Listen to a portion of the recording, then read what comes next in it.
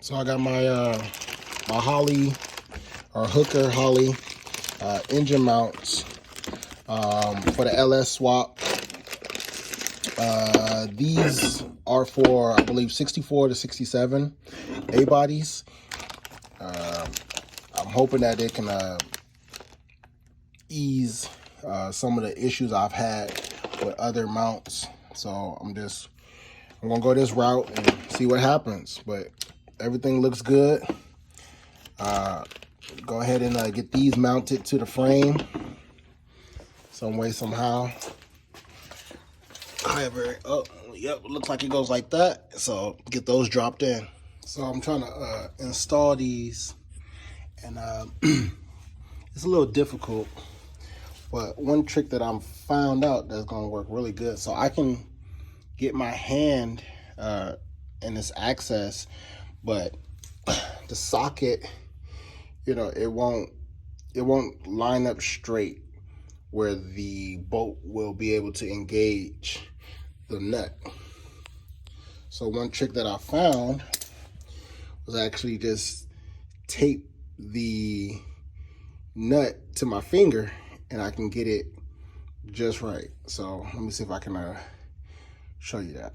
So I got the clamshell mounts on here on the engine, both sides. Just got home from work, so I'm gonna see if I can get this engine dropped in and see if everything works out. Per Holley hooker instructions, says leave the bolts on the stands loose. So they're loose. So I'm gonna go ahead and lift this up, drop it in, see how it fit. Now the transmission tunnel has already been banged away like crazy. So let's see. Should be pretty smooth, hopefully. That's why I went ahead and bought these. So let's see.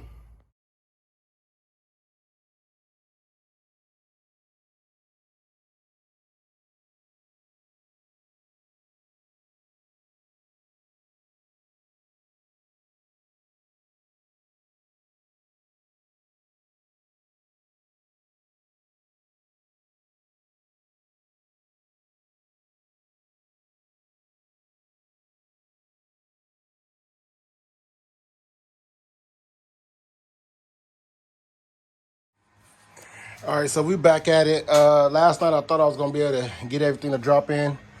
I did need to add some more clearance to the transmission tunnel. So I did that this morning and I went to try to drop it in.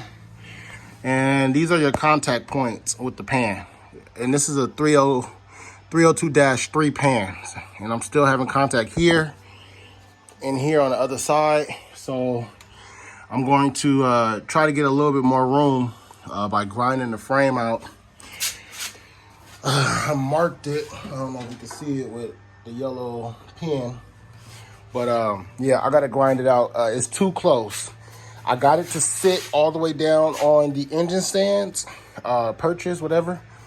But these rubber bushings, it gives. So any room or movement from, you know, you hitting the gas, a little bit of torque, this engine is gonna move, AKA that pan is gonna crack. So I need a little more room than that to feel comfortable. So let me go ahead and do that. So yeah, I just got this Holley pan. This is a 302-5 because it doesn't have the turbo drains, which I don't need. But I thought it was I couldn't figure out why my little knockoff 302-3 pan wasn't working, and it's right here. It's just this area right here. On the knockoff, they give you the relief on the side or the clearance, but they don't give you none up front. So I was actually hitting my frame and couldn't get it to work. Thought most of it was pretty cool with these Holley pans, or at least this Holley pan. It came with GM parts, gaskets, the fitting for the the oil filter and the block off. So that's pretty cool. But yeah, we're gonna get this installed and take off that other one that ain't working. I'm doing this again. So this is the Holley 302-5. It doesn't have the oil drain or the turbo oil drain plugs, which I don't need. And this is the knockoff 302-3. And as you see, I even tried to grind it. That's how bad it was.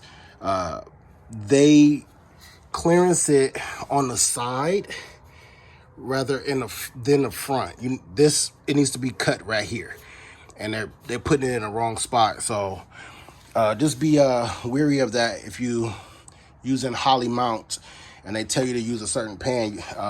You're not always going to be able to get away with this, the cheaper pans, but in this case it didn't work. So I spent the money and got a Holley pan. So I'm putting it on right now. If I could put this engine back in, I'm not even gonna paint it. I'm just gonna leave it alone.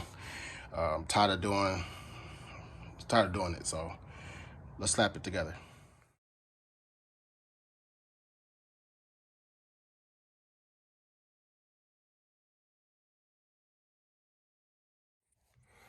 It's in there.